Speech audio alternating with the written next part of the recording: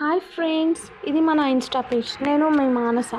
Last time ఎంగేజ్మెంట్కి makeover చేయించుకున్న Vasanthi madam గారు మళ్ళీ తన మ్యారేజ్ ఈవెంట్కి కూడా మనల్ని మేకోవర్ చేయడానికి పిలిచారు.